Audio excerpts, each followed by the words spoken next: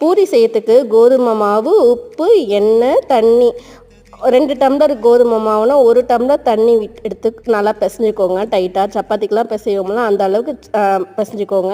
எண்ணெய் ரொம்ப காஞ்சிடுச்சுன்னா, நல்லா புகை வர அளவுக்கு காஞ்சிச்சுன்னா பூரி போட்டால் இந்த மாதிரி தான் ஆகும். கலர் வேறு மாதிரி வரும். நல்லா பொங்கி பஃப்புன்னு தான் வரும். அது ஒன்றும் பிரச்சனை இல்லை. லைட்டாக கலர் மாறி தான் வரும்.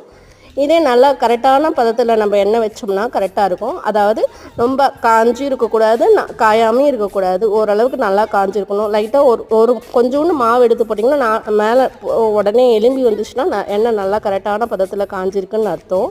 ரொம்ப மெலிசாக போட்டாலும் தேய்ச்சி போட்டாலும் நல்லா வராது. இந்த அளவுக்கு ஓரளவுக்கு மொத்தமாக போட்டோம்னா மட்டும் தான் பொங்கி நல்லா வரும். சர்க்கரையோ ரவையோ எதுவும் போட்டு பிசைய தேவையில்லை கோதுமை மாவுக்கு. அதே மாதிரி ரவை போட்டு பிசைஞ்சோம்னா அப்போ சாப்பிட நல்லாயிருக்கும், அதுக்கப்புறம் நல்லா இருக்காது.